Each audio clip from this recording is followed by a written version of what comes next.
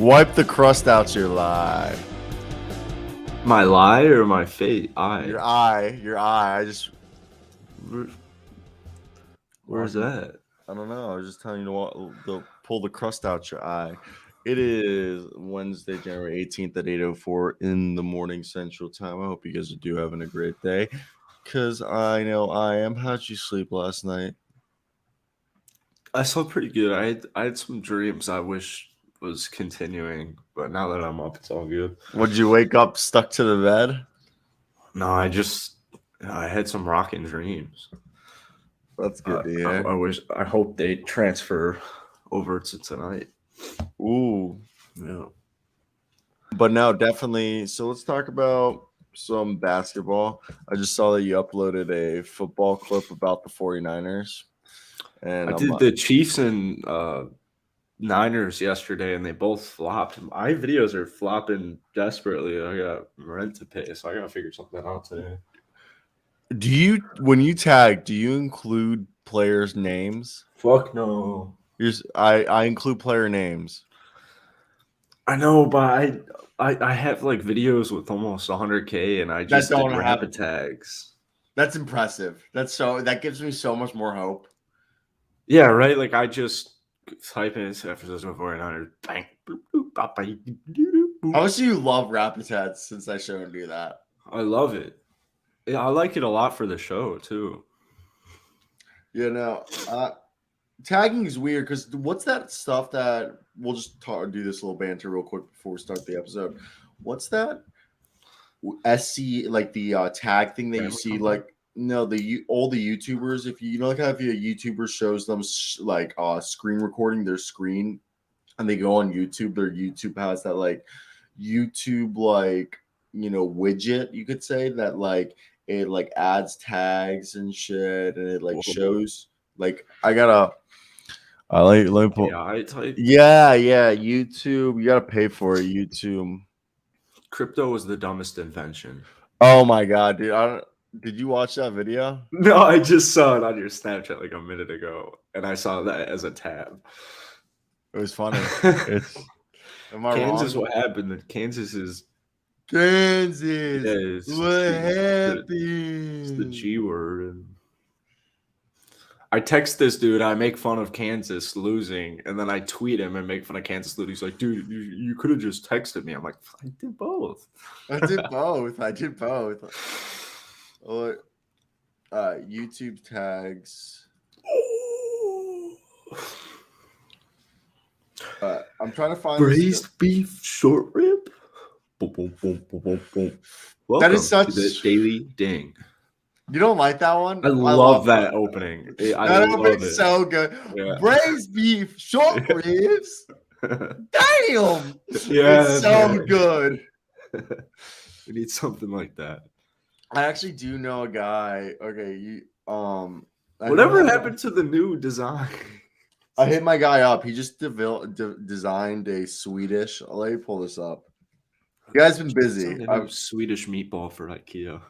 That'd be so fucking funny. That'd actually be hilarious. Wait 1 second. I'm like trying to log into my Instagram, just not happening. Oh, why?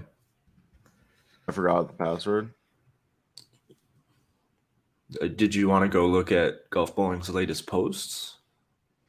Or no, I was gonna show you. I was gonna get my phone, but fuck it, it's whatever. I was gonna show you what Matt's doing, why he hasn't made. Oh, he had to design fire extinguishers for Swedish bunkers. Whoa! Yeah, isn't that kind of sick? Yeah, that's intense. Yeah, and he like was talking about how like the old fire extinguishers didn't fit in the new code of like dude, it's like weird, and it's all in like Swedish. I mean, I'd assume, but yeah, look at you there. Yeah, all right, let's get right into it. We're talking Jrue Holiday and the Milwaukee Bucks. Michael Porter Jr. is back. We'll talk the Raptors' future, the San Antonio Spurs, the Orlando Magic. Jrue Holiday's an MF. What? Jrue Holiday's a motherfucker. Jrue Holiday's that motherfucker. This dude decides to drop 37 points last night against my fantasy basketball team. Fuck off. You want to hear something? He's averaging 29 a game basically since Giannis has been hurt. Yeah, when's Giannis coming back? I need this man back if I want any type of hope in fantasy. He's dropping like 37 point, almost triple doubles. I think he had a 40-point double Monday. So, is Jrue Holiday the most underrated player in the NBA? Whoa. I mean, logically, that doesn't sound far off, just off the dome. I mean, I just think it's what Jrue Holiday is doing this season. Like right now, he posted 35 or something against the Pacers, then drops 37. Yeah, over the last 4 games, Holiday has averaged 27.3 points and 9.8 assists. yeah, it's annoying as fuck. Good for him, though. I just think it goes to show like how underrated Jrue Holiday is. I still think, and for his career, he's arguably been one of, if not the best perimeter defender at the point guard position. He's a guy who was originally a shooting guard who became a point guard, and it's just fantastic. Like, let's be honest, this team wouldn't have won a championship without Jrue Holiday. Yeah. I think he's awesome. I don't think he's quite like a second option like last year. That kind of didn't work out in the playoffs, but he's like I think in the regular season, he's a second option. Yeah, I mean, that's fine. And, maybe one day he could get to the second option. I don't need him to be a second option. I don't need him to be a 25-point per game scorer every night. I just need him to be my point guard, giving me reasonable everything and chipping away, and that's exactly what he does. And if Jrue Holiday's your third best player, you're one of the best teams in the league, if not the best roster, best starting five in the whole league. So, and it translates pretty well to their record usually. So they're really good, and he's really good. And Cyro's gone. I got to blow my nose, but fantasy purposes, don't play this dude right now. Dude, so I just think it's crazy to see, like, right now, this team is a Brook Lopez, Jrue Holiday-led machine. And Bobby Portis. Don't forget about Bobby Portis. Bobby Portis is getting snubbed in the 6 minutes. Too. This guy's Bobby Portis is averaging a double-double this year. Off the bench. It's insane. And he's not even like being mentioned as like a top 3 6-man of the year candidate. Nobody's talking about Bobby Portis. It doesn't fit the narrative. Right. I know. It's honestly ridiculous. Like, I'm actually so glad you said that. I've made like multiple videos on Bobby Portis, but like they don't do well. So like I've like stopped talking about it as much. But Bobby Portis. All right, fine. I'll just F off. Yeah, I literally. But Bobby Portis out here averaging 2 assists, 10 rebounds, 14 points, 50% from the field, and 32% from 3. Like a double-double in 26 minutes a night. Like, he's putting up better stats in less minutes than last year. Yeah. He's really good right now. And I think people will finally start to realize that once we get into the playoffs. It's still mid-January. No one really is thinking about it, anything like that. Bobby was okay for us. He was above. I think he did more than he had to. But yeah, he was okay for us too. Nowhere near this level of dominance. I mean, this man is a superstar stud right now off the bench. So they're pretty good. Dude, I think the interesting part about it is, okay, we brought this up. Do you think this is obviously this team's better with Chris Middleton, but do you think they move on from Chris Middleton? Yeah, I mean, we talked about this yesterday. Jesus, guys taking dick pics. I think if they win, no. I mean, if they got bounced early, he might leave them. I mean, he might leave them regardless, just because of financial test new water type thing. I just think like if a team comes out of nowhere, like the Indiana Pacers, who like think they're like ready to like go to the next step, and they're like, "Hey, Chris Middleton, we want you to be the guy next to Tyrese Halliburton and Benedict Mathurin. Here's 45 million over 4 years, like so that's like 180 million over 4 years. Yeah, that's the issue is he already has a ring, so he That's might what, be more yeah. enticed like Caruso to, or I guess the Lakers screwed him over, but I'm trying to think of an example of someone who did that, but like to have his own team to be the top dog for like a couple seasons. yeah, like Kyrie. Yeah, Kyrie, great example. Kyrie, like to get out under LeBron's shadow, kind of like Chris Middleton. Like Yeah, he's got the ring. He's like, look, he's a Hall of Famer already. I mean, the NBA's Hall of Fame's like easy to get into, but I think this is something he could go for legacy building. He's like, look, this is a young team. I would love to help the Pacers return to contention. yeah, but I also wouldn't be surprised if Chris Middleton was completely fine being with Giannis. And Oh no, Jrue and I wouldn't either, but I wouldn't be surprised if it's like, hey, I got offered 4 years, 180 million from the Pacers. He got, and then the Bucks come back to him and they're like, that's nice, and we really like you, but we can only offer you 4 years, 160. Like we don't value you that much. Cool. Do you leave the 20 million on the table? That's you know what I mean? Because you probably see, not. because everyone, yeah, exactly. Because everyone, Especially with these these injuries this year, maybe he's thinking, all right, I gotta. It's like all the guys with the Supermax. Who the fuck's gonna leave the 215 million on the table for the 184 million dollar like contract? Yeah, Levine. What was it? He could sign 188 million for 4 years with any other team, but he could sign 5 years, 220 with like the Bulls. Yeah. What are you gonna Levine do? to the Lakers. Like, are you fucking stupid? Are you really like the Bradley Beal thing? You thought Bradley Beal was gonna give up 100? Oh, that's right. Like Bradley Beal was like 194 years, and then 5 years, 250. Like, yeah. What do you do? Let's be honest. I'm out of here, Washingtons. Really, you know what I mean? And plus, like Bradley, that's the other thing. You bring up a great point, and part of the reason why Bradley Beal has stayed in Washington is not everywhere. It's hard to find a place where you're wanted. Bradley Beal has said this a lot. He loves being in Washington because he's the face of the franchise. He's wanted there. Like they constantly, you know what I mean?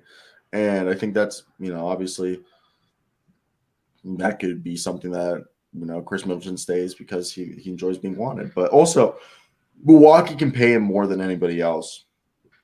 Yeah. Now, you know who's fucking back? Tiger Woods. Is he actually? He's kind of been back. Well, but okay, so Michael Porter Jr., quick question, not Michael Porter Jr., but that's who we are going to be talking about. But Tiger Woods, before we actually talk about that, he was like on a mini comeback before he got it. He drove off the cliff, right? Correct me if I'm wrong, if I remember correctly. Well, he had won the Masters like the year before. He won the Masters? In 2019. What? Yeah. I forgot. I didn't know he won it. Get with the times. Yeah, he won it. Okay. So it's the greatest comeback of all time. Sports history.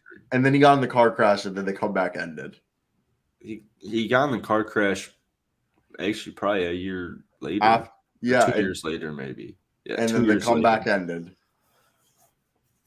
Well, he already, like I said, he kind of already came back because he won the Masters. Yeah, but now there's a new comeback needed. Yeah, now there's a new comeback. He has kind of started that in the last month or so. Is he still good, or has the car crash really fucked him? I mean, that's the question. A lot of people thought he wasn't back when he won the Masters, or until he won the Masters. So I think he's back, or I think he'll be back. I mean, he wasn't back until he won the Masters. I didn't even know he had won the Masters. I thought he just won one game. One game. One match, whatever the fuck. How much did you just hate that? That's brutal. What are they? You need to be a hot smoking babe in order to say something like that. Dude, golf's just not my forte. Not yet. Not just yet. Wait till you move on down to Florida. We'll be just after the show. Bang, let's go. I mean, we'll Let's work go out bang some balls. I'll be working these. There's 3 shifts I could That's potentially right. be working. My job's either gonna be 2 p.m. to 11 p.m. 9:30 a.m. to 6:30 p.m. or Oh 2 my a.m. god, or 2 a.m. to noon. those are Those are long hours. yeah, it's Every 9 hour. day. Yeah, 9-hour shifts. Who's this No, job for? more. That's just being a journalist on TV. Like my job, like Damn. so, like when I'm working full time, my week, my work week will probably be Saturday through Wednesday, and my weekend is Thursday and Fridays. It's not too bad. At least you get some weekends. Yeah, like my weekend instead of being a Saturday Sunday is like a Thursday Friday probably, because I probably will be like a weekend reporter and weekend anchor. Yeah. And then, but you have to think about it. There's the morning news, then there's the night news, and then there's the 6 p.m. news. Like if For you like an work, hour. so like the 2 to 11, you got 3 newses, 6 and 9 and 10. 6 is half an hour, 9's an hour, and the 10 o'clock news is 35 minutes. Broadcast news, baby. But so why is it a 10-hour shift for 2 hours of minute news? Because you got to go find a story. You like create a whole new story every day. Oh You yeah, you gotta go. you come But in the first 30 minutes of your shift, you go into a like editing meeting and you pitch stories, and then they tell you which story they like. All right, you got to do that by 6. Okay, you go to 6. Oh, we want an update for that story for the 10 o'clock hour. So then you just go back. You're editing on a laptop in your car, sending it and doing everything yeah, like do you ever worry that your YouTube channel is gonna possibly suffer? nah. There you go. I posted 3 videos. I mean, you did too. I posted 3 videos at 1:30 in the morning last night, and then Yeah, I was shocked you. Well, I was thinking you were gonna wake up like 20 minutes late. And... nah. Let's talk about Michael Porter Jr. And did you know the Denver Nuggets have 7 guys scoring double-digit points? And this is part of the reason why I said Michael Porter Jr. and even Nikola Jokic. Nikola Jokic can't be averaging 30 with 7 guys scoring double digits. Michael Porter Jr. can't be averaging 20 a night when you have Jokic already averaging 25, Jamal 19, 17 from Aaron Gordon. Then you get like 13 from Bones Highland, 11 from Bruce Brown. And the thing is, Michael Porter Jr. out here averaging 16 a night, almost, 45, 47% from the field, 40% from 3, a guy who's, grabbing 5 boards a night, dishing out like an assist or 2. But the big thing for me is it's obviously the scoring is there, but it's the way he moves on the eye test. You're seeing a guy, Michael Porter Jr., that look at Brook Lopez, how he, after finally getting a surgery to fix his back, has been like rejuvenated. And the other thing is like you don't realize how serious back injuries are when you start to look at the history of back injury. Brook Lopez is a primary example, finally getting his back right, and he is like front runner for Defensive Player of the Year. Another example, Dwight Howard in 2018 only played 9 games with the Washington Wizards because of a back injury. Gets his back fixed, spends that whole year missing the whole season, plays 3 more seasons with the Lakers, Sixers, and then a second stint with the Lakers. Okay. And it just goes to show that how bad back injuries are and how detrimental they can be to your play. And you can see Michael Porter Jr. now running up and down the court, and he's playing a lot more intense defense with a lot more hustle. And I think that's all because he doesn't have back pain. And somebody left a great comment on the video I made last night, and it was, where was it? Let me find it right here. It's actually a fantastic comment. Okay. What Michael Porter Jr. needs is a good performance in the playoffs to get him back on the map in terms of NBA stars.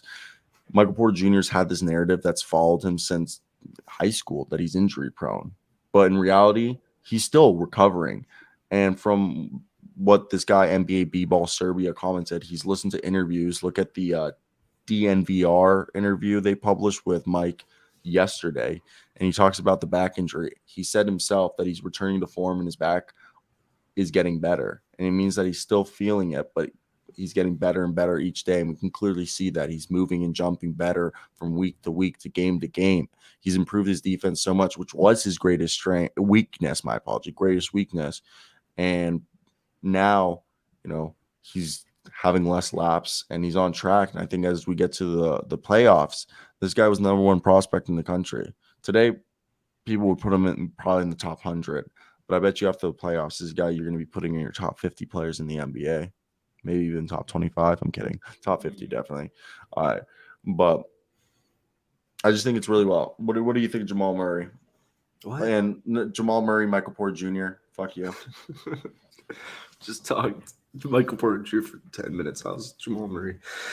I think Michael Porter Jr. looks a lot better. I agree with you. He just moves better. I think that he's gaining that confidence, and he's still having a solid season. In those last 5, he's putting up about 17. I know 8 good shooting numbers, but it's more so with the eye test, like you're saying. I don't need him to do anything crazy. I don't even need him.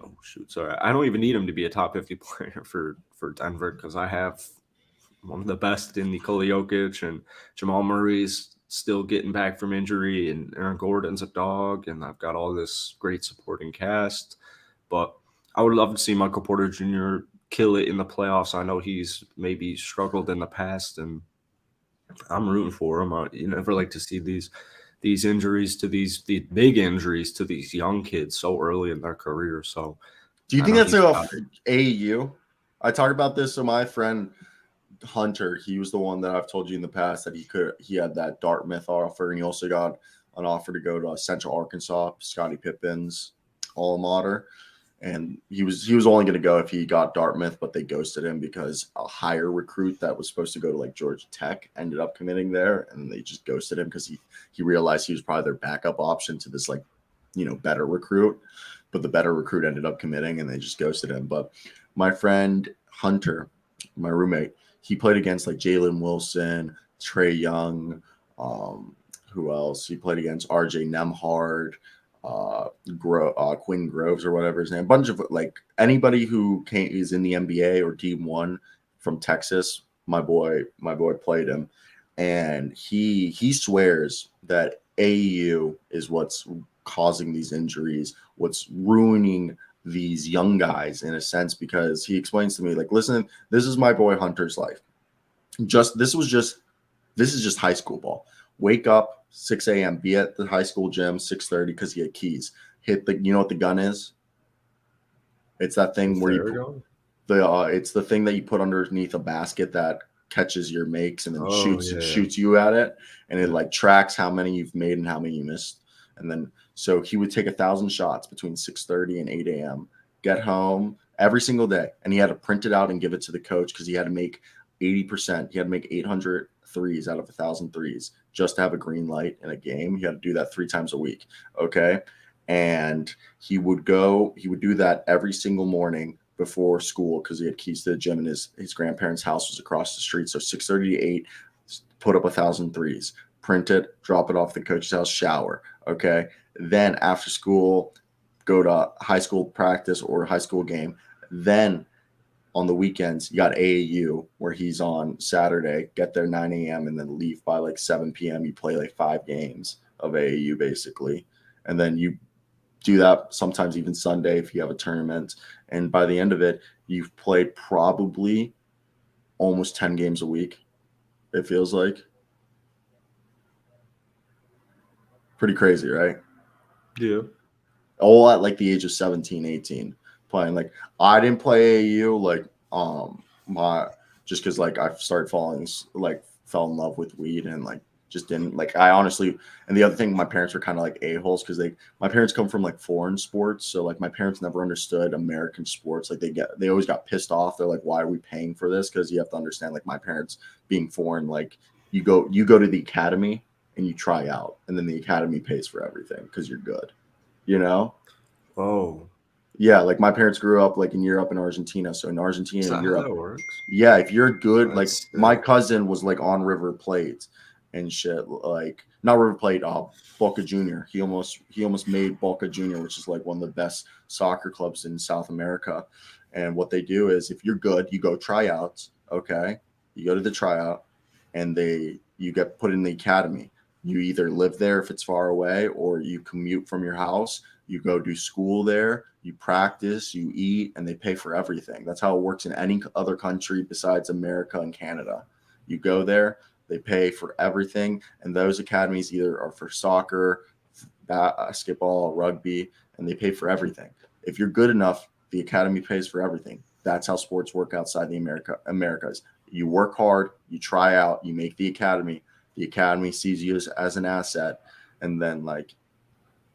What about school then? The academy, the life? academy. You have a life, but you either live at the academy. Sounds very fun. It's like when you go like Chelsea. Like if you played for Chelsea, you would live in England, live at the Chelsea academy, Chelsea dorms. Like you still have a life and stuff, but your whole life, like everything is there in a centralized area. Soccer, education, training, nutrition, everything. Since girls. I mean, you'll like be able to go to sleep, but that's not what's important right now. Until you turn 16. Yeah, I'm 13 years old. What do you mean girls aren't important? That's not what's important right now. We're trying to make you the best athlete in your sport at I just that time. Want to be a kid. I know, but you have an asset now. You're an asset. You have a monetary value for the club. Yeah, but I want to be a kid. Have you played FIFA? You know, like how you have the youth? I want to be like my friends, hang out with them and. Yeah, that's not what happens. Notes in class. And that's what it takes to be a professional athlete. I only play because my dad makes me. You're funny. All right, let's talk about the Toronto Raptors. And the Toronto Raptors are telling teams that they'll make a move at the deadline. And this is a team that, CJ McCollum's saying that. CJ McCollum's saying that. I don't know if it's CJ McCollum saying that. So CJ McCollum did say that. He did? Yeah, he said somebody's not happy. They're not happy with one of the situations going on, and some guy told him he's getting traded, and a lot of people are thinking it's that man right there on the screen, Gary Trent Jr., because they're former teammates. That is quite possible. That's a good assumption. My thoughts was I listened to a good podcast, and they basically alluded to the fact that, okay, there's two things the Toronto Raptors can do here. I don't think Pascal or OG Anunoby get traded. If that's like a league-altering move, that's just not going to happen. I think they're alluding to the fact that either Fred VanVleet or Gary Trent Jr. is going to be traded. I personally have said try to keep Gary Trent Jr. and trade Fred VanVleet if possible. But in reality, when you look at this situation, I think what could really happen is a bunch of their starters end up suffering mysterious injuries. And guess what happened in the 2020 season after they won the championship? A similar season to this, where they realized, hey, we're not really that good. So instead of trading everyone, we just tell everyone, we know everyone's pissed, we're not winning. Guess what, boys? Y'all are sitting. We're going to tank like we did for Scotty. Let's get a top pick. Okay, nobody's getting traded. We're going to try to re-sign everybody, maybe trade a couple of the vets in the offseason, like a Thad Young and a Kem Birch. And then you go out and you get yourself a lottery pick and you try to get yourself like a Amon or a Sar Thompson or a Cam Whitmore, Maxwell Lewis, whoever, you have in the top lottery. And now you add another lottery pick because they have all their picks under control. So why blow it up when you're halfway to tanking at this point? And you can just tell Pascal, and OG and a couple of the other guys who are close to 30, hey, just sit for the rest of the year. We're going to run it with Scotty and Malachi and the rest of and Christian Coloco. And we're just going to get those guys, get minutes, and we're gonna tank instead of blowing it up. Yeah. Because they've done this before. This is in their nature. Well, I know, but they had a lot of injuries, but like Siakam in that year, and they were playing in Tampa Bay. Yeah, and they alluded to the fact that those injuries that happened that season weren't actually real. Like weren't as they alluded. They're like, yeah, because they literally said, you remember Pascal Siakam's injury? And they're all like, yeah. They're like, he just stopped playing one day. They're like, yeah. But like, really wasn't that? Yeah, They, I don't know they too much about that. yeah, supposedly Toronto Raptors purposely tanked that season. So obviously the Raptors aren't working out well this year. They're 20-25. Things just have not been able to click. I don't think that Freddie ends up getting traded, although I know it makes sense to technically unload an expiring contract, and he's not having a phenomenal year, so maybe they're thinking we can get him at a better price. But I don't, I've seen like the Magic trades for him. I have a hard time believing they're going to trade Freddie, but I guess that's a viable option. They were free agent suitors, but I said if I was the Phoenix Suns, I'd be trying to trade for Fred now. Oh, wow. And I think Gary Trent's gone. I mean, he's got a player option next year. He's obviously I would take that. He's a great player. And I think if somebody offers a first round pick for Gary Trent Jr., which is what they gave up for him, what they gave up for him essentially with Norman Powell, I think they would do it. OG's had a good year, but he's struggling in the last few games. I don't think they're at that level yet where they're going to prioritize Scotty Barnes over OJ and Anunoby. But I agree with Big Perk. I think that the future is Scotty rather than OG. I mean, OG, he was so good when those guys were out that I hope he's not getting pissed off because they don't drop too many shots for him. So a blow up, you got to watch out because people aren't going to be thrilled. And you don't want people not being thrilled. I just think this is a team that, like, okay, let's just 2 blow-ups in the last 3 years. It's not a blow up because they're not trading. Like, maybe they just trade like last year when they blew it up last time. How did we know they signaled the blow up? They traded just one player. Guess who that player was? Norman Powell for Gary Trent Jr. Yeah, that's a good. I mean, that was still even a solid. That was great. That was a solid deal. So what if we can go out there and we find a deal of, Fred VanVleet or Gary Trent again, in this sense, for somebody who had just signed a deal, an extension. Like, let's say, what if you can trade Fred VanVleet for Markelle Fultz? Do you do that deal? I don't think Orlando's too interested. I know. I would do that. I wouldn't do like Cole Anthony and Gary Harris. That's what I'm saying. That's what trades. That's what I'm saying. Like they don't need Gary Harris and Cole Anthony, but if you can flip Fred VanVleet for Markelle Fultz, and I'm an Orlando Magic fan, I wouldn't do that unless the Raptors offered me a pick, because Markelle's really starting to come together, in my opinion, as a all-around point guard. But we can all sit here and be like, Markelle Fultz would fit perfectly into what they're doing in Toronto. And I think this could be the season that they signal the move towards. Also, if you're enjoying this not podcast, but internet radio show, hit the like and subscribe, comment. It'd be greatly appreciated, everyone watching. We're trying to hit 2,000 subs by the All-Star game. Yeah, 2,000 subs by the All-Star game, motherfuckers. But the thing is with the Raptors, do you think – because if you look at the NBA draft right now, NBA draft, just, mock draft, whatever you want to call it. Yeah, we're halfway, and they're 5 games below. They're 5 games, 5 games below. But if you look at this, what if they could get themselves someone like Brandon Miller, okay, who we've seen people compare to Paul George, or Cam Whitmore, who's like a defensive, all-around guy from Nova. Or, like who could there be a guy that if they do tank, they'd be like stoked to bring in? And I think there's a few, like being able to bring in like Nick Smith or Cam Whitmore, like I said, or Gigi Jackson or Keontae George. Like, I think all those guys could be. Yeah, I agree. And I've seen a ton of hype all year about Cam Whitmore in Toronto and a possible connection there. And I agree with you. I'm just saying, like, if I'm, 28-year-old Pascal Siakam, or I'm some of these guys on this team, I'm not thrilled with the fact that 2 of the last 3 seasons were You got a ring. 3-2. You got a ring. You got a ring. When am I getting one? You It's got on a my ring. finger.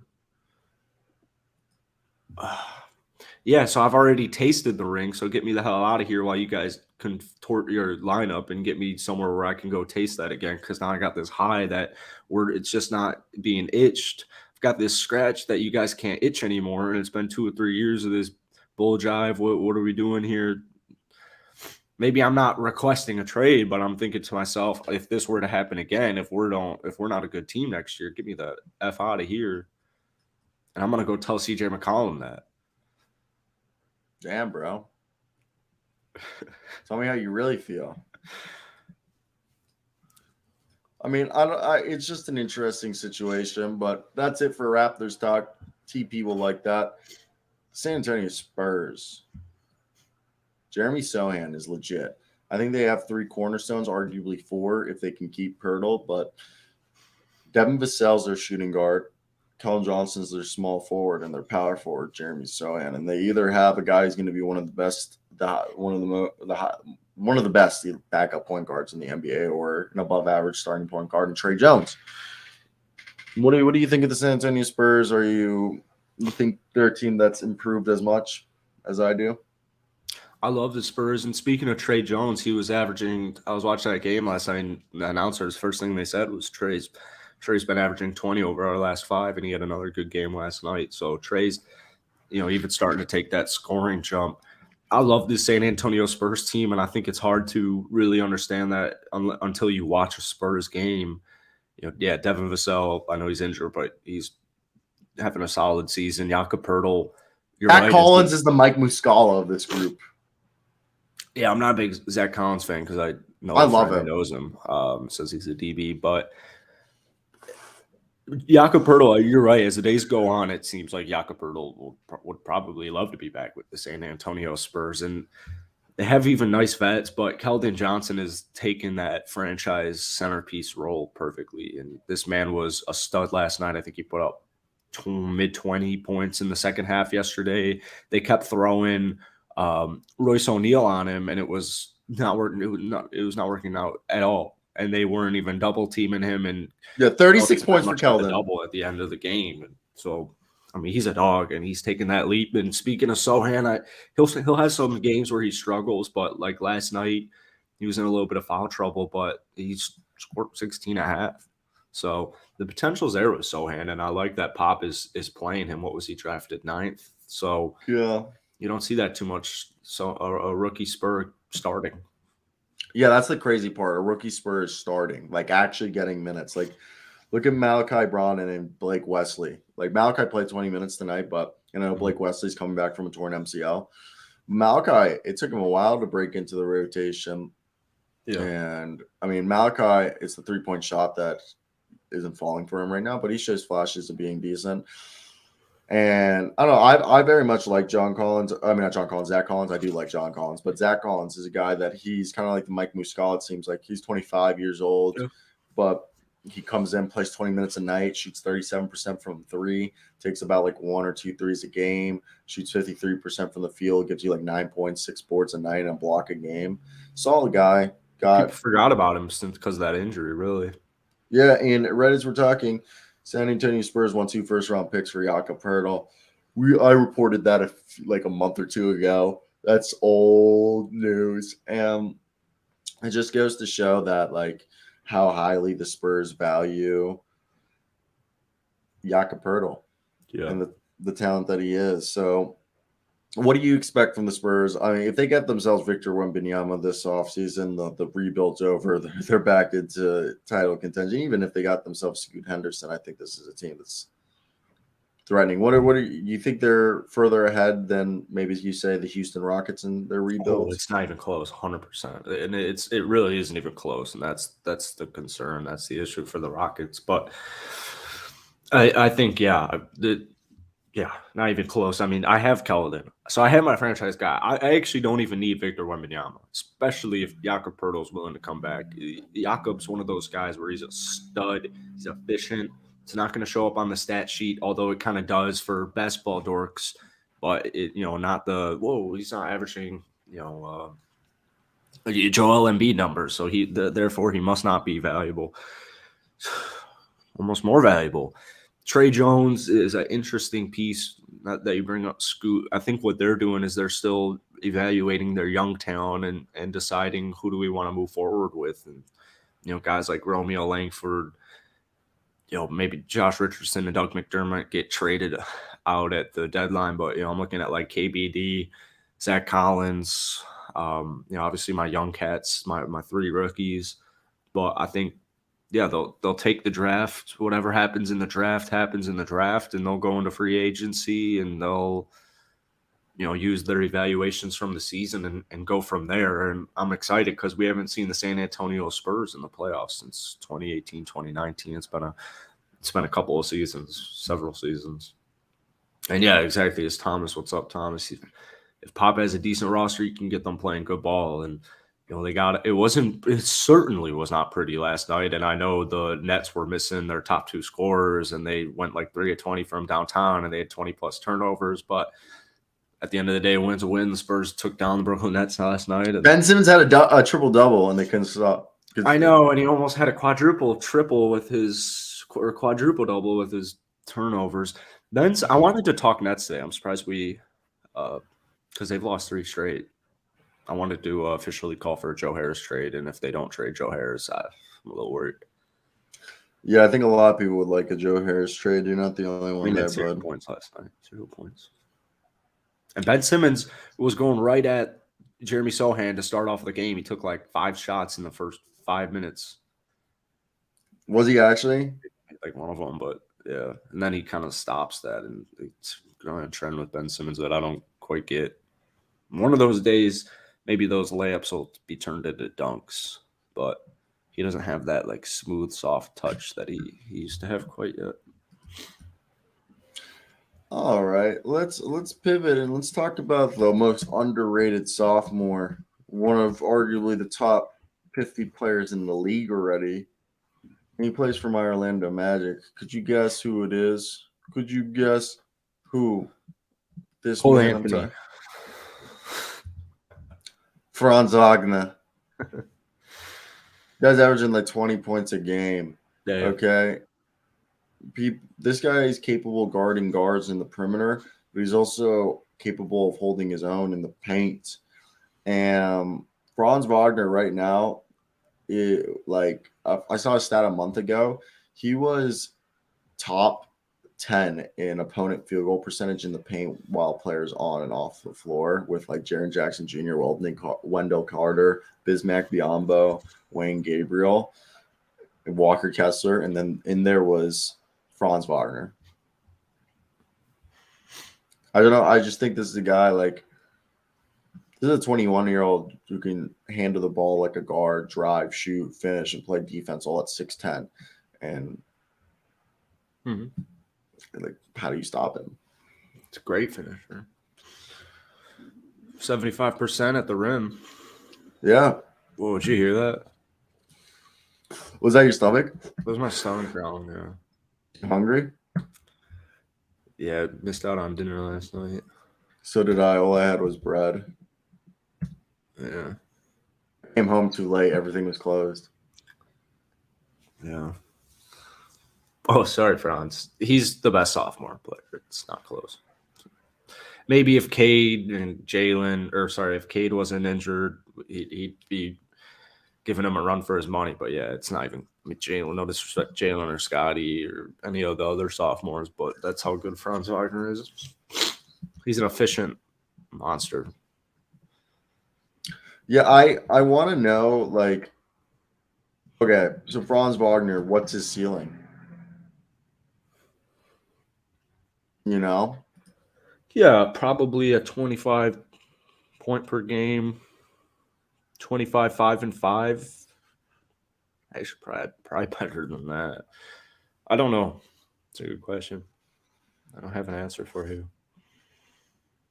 Yeah, I just think it's just something really interesting to see because he's clearly going to be a top 25 player. And yeah. That was a bold take to say clearly. What? You think I'm wrong? No, I'm not saying anything. I'm just saying it's a bold take to say that he's clearly going to be a top 25 player. I mean, he's already top 50. Okay, yeah, I guess that logic works. You know, like he's clearly like one of the best players in the NBA in the sense that if you looked across all the rosters and you compiled a list of top 50, you're putting Franz Wagner obviously closer to 50 than you are putting him closer to 25. But there's a reason why everyone's saying the Orlando Magic could be a playoff team next year. Yeah, my take of them from like a month ago when they beat Boston, saying this team will climb back to the play-ins, not looking great, but they'll 100% be a playoff team next year. 100%. It's Paul Banchero and Franz. Those guys are able to put 30 Paulo points. Banchero, the best rookie since sliced bread. Literally, it's been those two can put up 50 points a night already. Next year, they're going to be putting up like 60 points a night. Wow. So let's pivot for a second.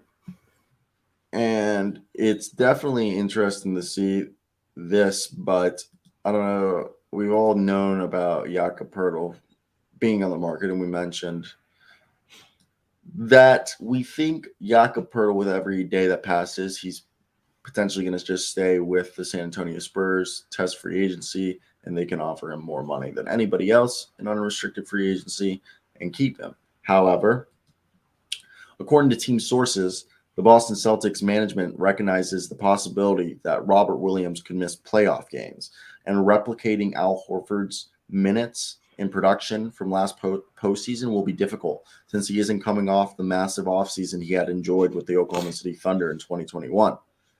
Boston has maintained an interest in Jakob Poeltl for several seasons now and is continuing to monitor his market, according to team sources who are granted anonymity because they were not authorized to speak publicly.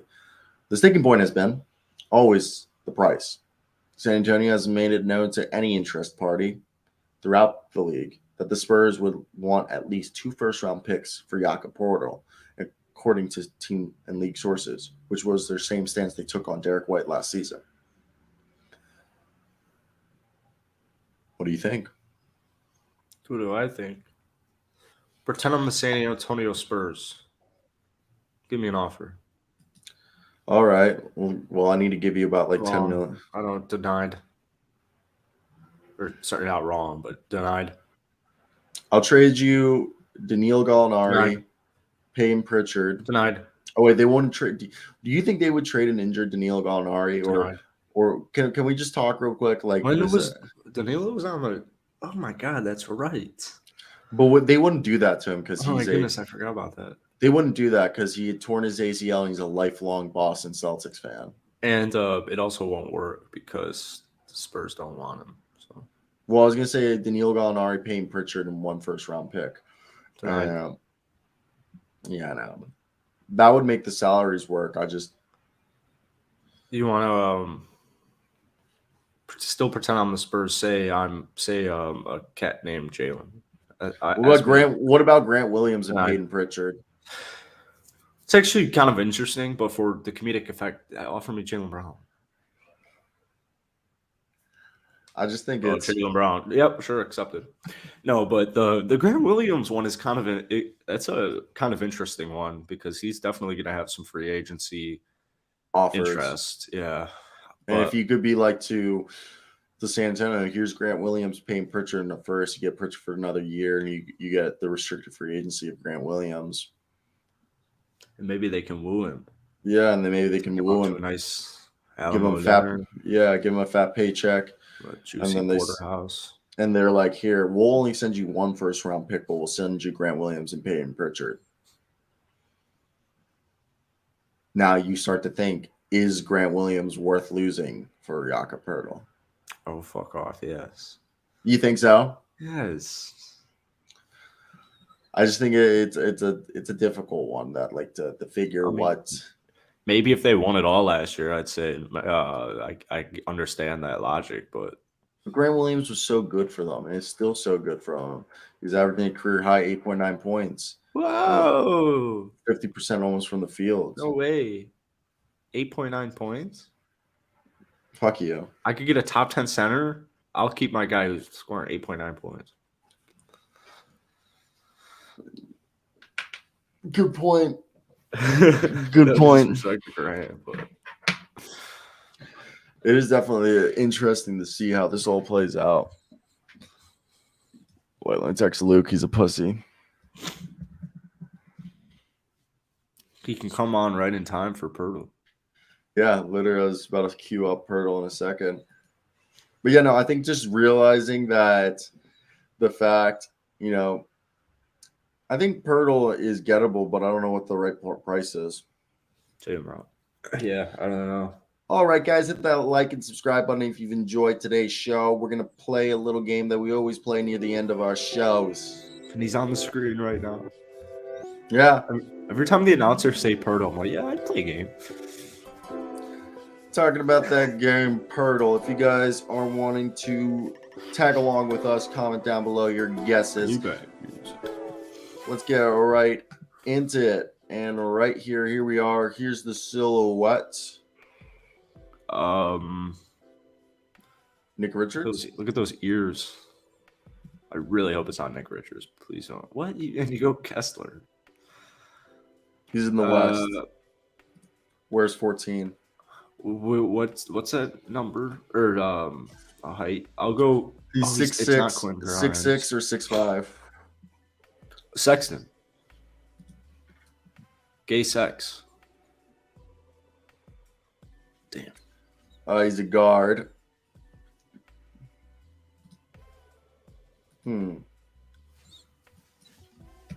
of looks like Primo, but it's obviously not. What about Kenyon Martin Jr.? Nah. He's in the Southwest, though. Yeah, this is a Spur. I don't think it's Primo, but it's a former Spur.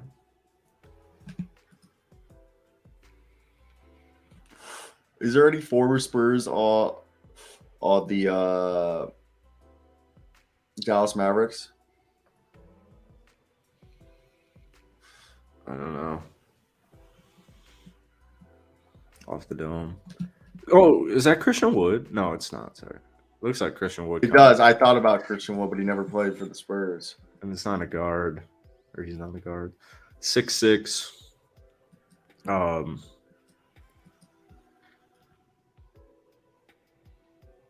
on Dallas. Yeah, wow. And he's not on the Rockets? No. No. So that means it's either New Orleans or Phoenix.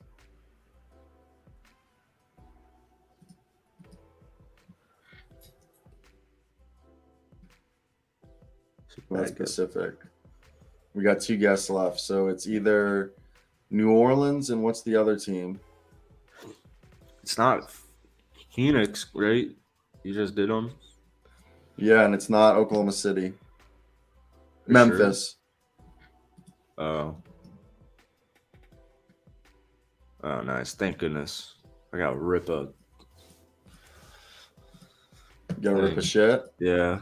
You got a shit? But I would be so upset if we couldn't get that height. Shocked Yeah, at no. Danny Green, actually. You're actually shocked it was Danny Green? Well, now it makes sense in retrospect, but yeah. In retrospect, it does make sense. I forgot Danny Green existed, honestly. And that's pretty funny. But no, so I don't know. What is your stance? Danny then? Red. Huh? Danny Red. Hit that like and subscribe button if you did enjoy today's show. But let's wrap up the show for today. And what's your thoughts so far on the NBA? Like, do you think it's wide open like everyone's saying it is? Yeah, it's completely wide open.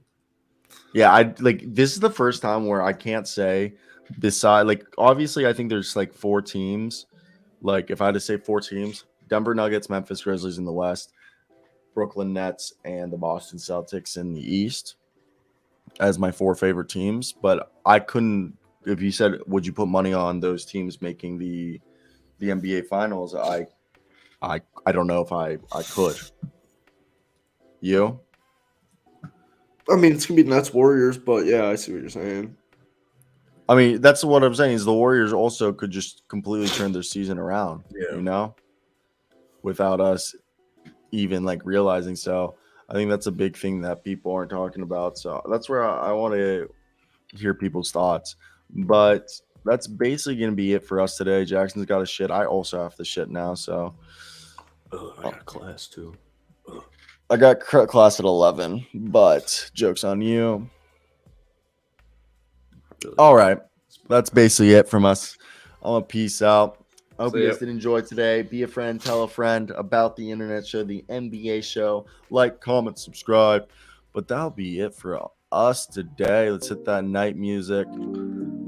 Deuces. Deuces. I'll talk to you tomorrow, bud. Yeah.